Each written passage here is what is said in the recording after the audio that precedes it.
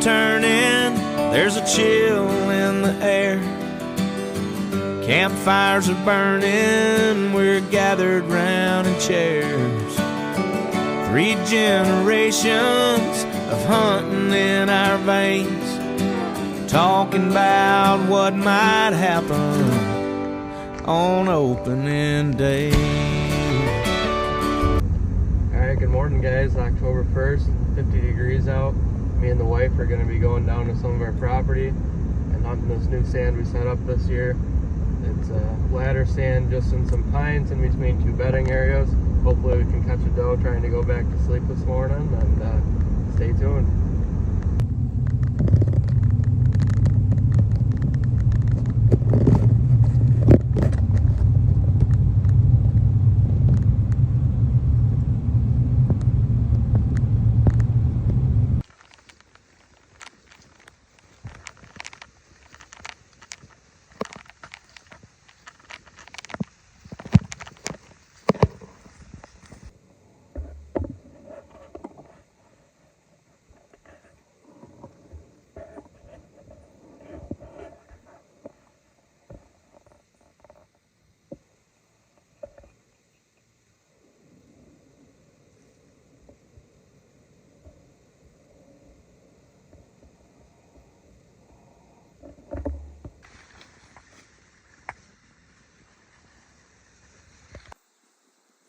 Alright, 10 a.m. October 1st.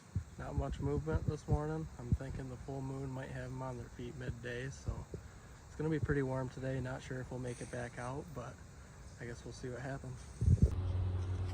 Alright, so one thing I wanted to talk about in between hunts is scrapes.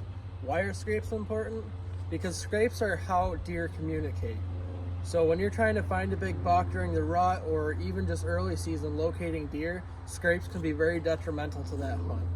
So what I like to do when making a new scrape is finding an area that's highly traveled. So here I'm in my yard. I'm just going to show you guys how I would normally do it. So first off, highly traveled area, check my yard. Second would be finding a low-hanging branch that's already existing. And what I like to do is clear out the area, maybe a 3-foot circle. A lot of times I'll just use my foot, so we'll do that.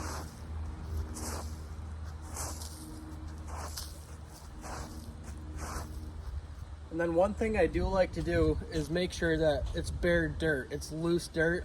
They like it. They seem to use it more versus hard ground. Another thing I recommend doing, which a lot of people don't do, is adding water to the scrape. That might not make sense to you, but I like to add water just because it makes the ground moist, damp. I think it may hold scent better, and I believe that the deer just take to it. It looks like it may be used more. So after that being said, you got your brand. One thing I like is these Black Widow scents. So I usually apply this branch butter, comes in a tube like this, and I'll apply that right on these branches. Then after that, I also like this Black Widow interdigital gland snaps. So that the interdigital gland is the scent in between their hooves. So when they're going down into this bare area, they're sniffing the branches, they're leaving their facial gland scent right on those branches. Then you got your hoof scent. So I like adding these in just because it shows that deer have actually came in, kicked around, cleared the dirt off, cleaned it up, and you know they've been there. So when the deer come through and they smell this, they like it. And then finally, I'll go through and add, depending on the time of the year, your Black Widow doe pee. So I like the Black Widow. I personally found it works phenomenal. I'll update you with some trail camera pictures as the season goes on, but I think it's awesome. This one here I had during the early season is straight doe. It's just your normal doe pee. It's just leaving the doe scent, getting the scrape started. Then once we get into end of October, when the bucks are starting to get up on their feet, I usually switch over to the Scrape Master. The Scrape Master has both buck and doe scents in it, doe and estrus. So when you're adding those, the deer are going to come back through. They're going to check them generally daily. Every 2 days, bucks are going to be cruising through, sniffing to see which doe is hot. And I like to place my trail camera kind of like such, so you can see what's using it. You can help determine when your target buck's going to show up roughly where they're coming from, going to, and it can be huge. So that's my tip of the day. I hope you guys enjoy it, get some use out of it. Definitely check out this Black Widow scent. I like it a lot. Awesome company.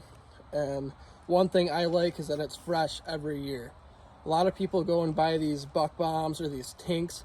Tinks works, but it's not fresh. You could buy a can of Tinks or a bottle of Tinks that's been on the shelf for 2 years. This stuff is guaranteed for this year, this season. And another thing I also like is the fact they split it up. Black Widow does northern deer scents for applications like me. We're up here in upstate New York. And then they also have a southern deer scent. So these deer are producing different scents different times a year.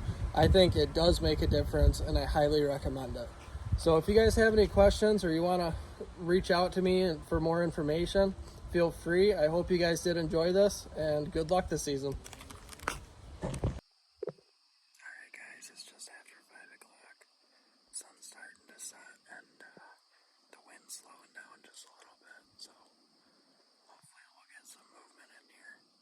I've had some trail camera pictures of some does coming out into this field every night right about sunset, so I'm going to try to catch some footage of it. I also did have a pretty respectable buck come through about a week ago right through this spot, so let's hope we can make this happen tonight.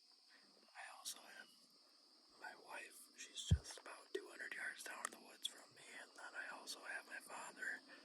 He's the opposite side of the field, about 200 yards up in between two fields, so let's hope one of us can make it happen tonight and at least see some action.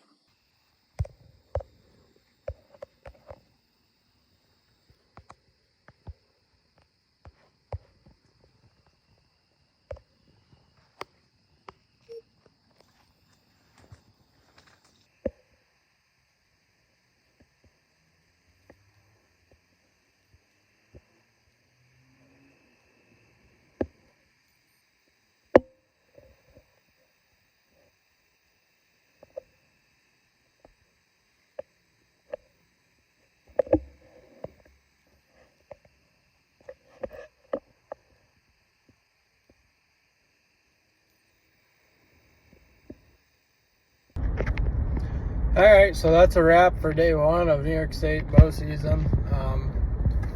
This afternoon we did have a little more activity than this morning. My dad saw a couple does, wasn't able to get a shot off.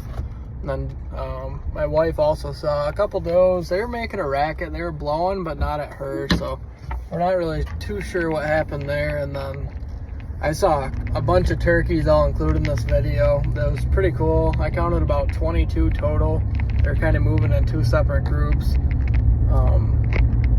And I didn't really see much. And then right about last light, I was turning around in the field just kind of seeing if there was anything out there. And I watched this pretty respectable buck cross the field. I tried to get some videos, but shooting through the trees into the field right at last light, it just didn't turn out. But I did make a quick little contact grunt, and he spun down and started coming at me and just kind of cut straight in the field, probably about 100 yards away. So I waited about an extra half an hour.